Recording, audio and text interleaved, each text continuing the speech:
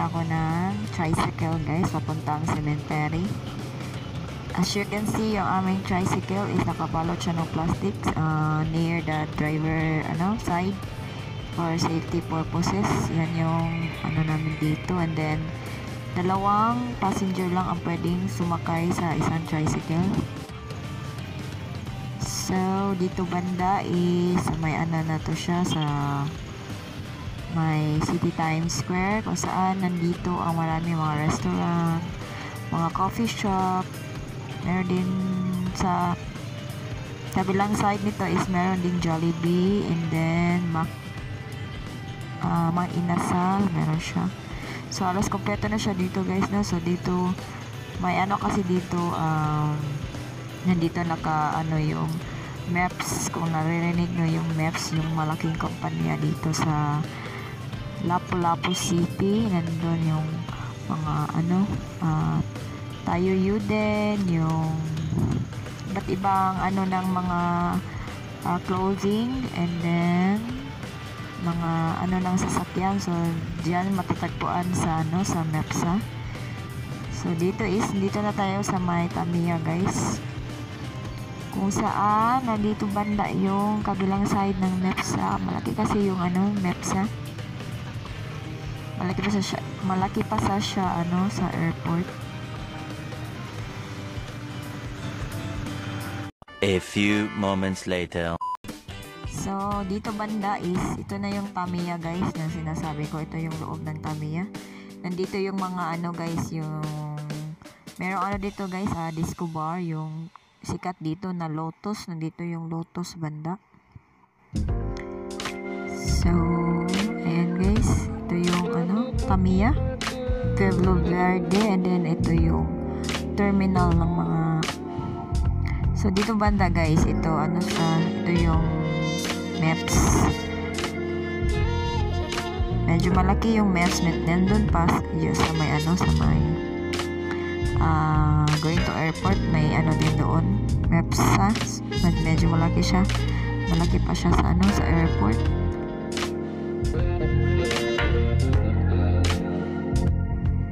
So medyo mahaba-haba talaga itong video na to guys. So chill lang muna kayo dyan. Tutur ko muna kayo sa aming lugar. Ang welcome to Lapu-Lapu City. Ito yung ng Lapu-Lapu City.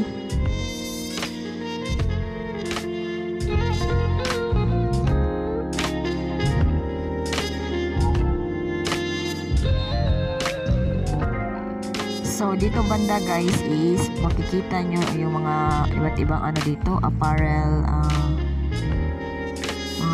shoes apparel, yung mga branded na mga dito, mga damit, mga shoes, mga ano pa. So meron dito ang Oasis outlet, meron ding Skechers, meron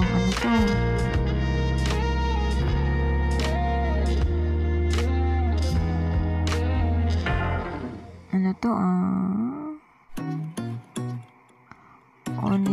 Onitsuka Tiger, merong Bench Spot. Meron din sa kabilang banda guys, nandun yung Nike at saka yung Adidas, yung Reebok, Jag, Converse. So halos kompleto siya dito. Pwede kaming hindi pumunta ng SM City Cebu para bumili ng mga branded na nandito lang siya sa aming lugar.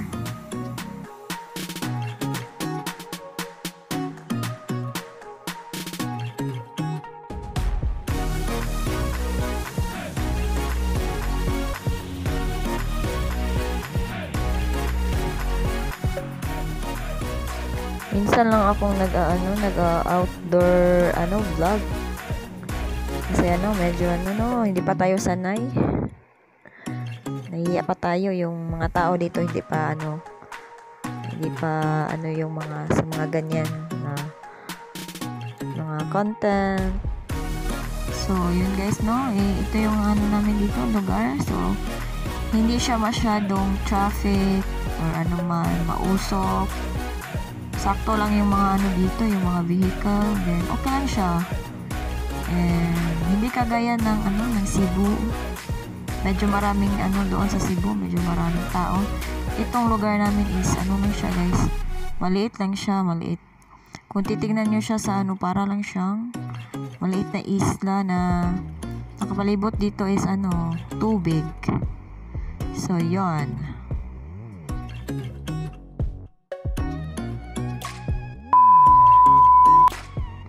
So, ito guys, last na to na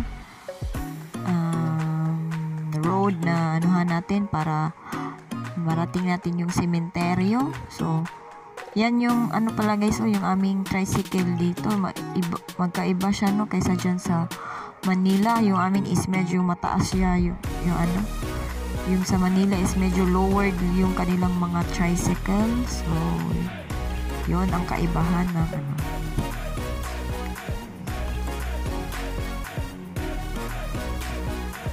konti na lang talaga guys, mararating na natin yung sementeryo.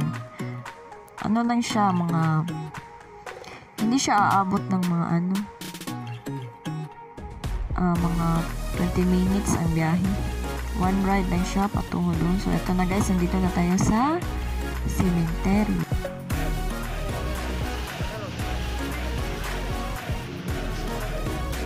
So na tayo sa entrance guys. So binigay ko na yung Q-Pass kasi bawal, hindi ka makapapasok. Hindi ka makapasok dito kung wala kang Q-Pass galing sa simbahan. Kasi yung dito is scheduled by scheduled. So kung yung nakuha mong schedule, so yun yung araw na pupunta ka sa sementeryo. So ngayon guys is medyo maluwag na yung sementeryo kasi pinasok kasi to ng mayor namin kasi maraming nag-aabang dito, ng mga pagkakakitaan gaya ng pag-rosaryo. Okay na yung pag-rosaryo, tsaka yung may mga maglilinis na mga puntod, tsaka yung mga bata dito is kinukuha yung mga kandila guys kapag kakasindi lang ng mga kandila, kukunin nila yung mga kandila, tapos yung mga bulaklak ibenta nila ulit. So ngayon is wala na kayong makikita ng mga ibang tao na papasok dito kasi pinagbawal na ng aming mayor. At saka yung mga mag-aasikaso sa libing,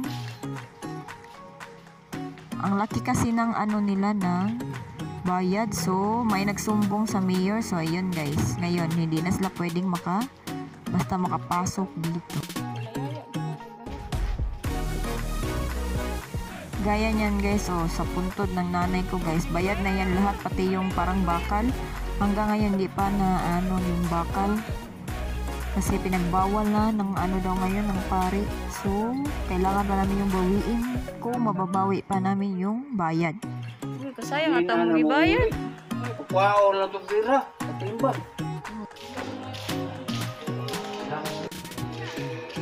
So, pauwi na kami guys, pero nagsindi na kami ng kandila doon sa iba namin kamag-anak. So yan. So dito kami sa exit guys. So mapapansin nyo, hindi na yung dati namin dinaanan. Thank you for watching and see you on my next vlog.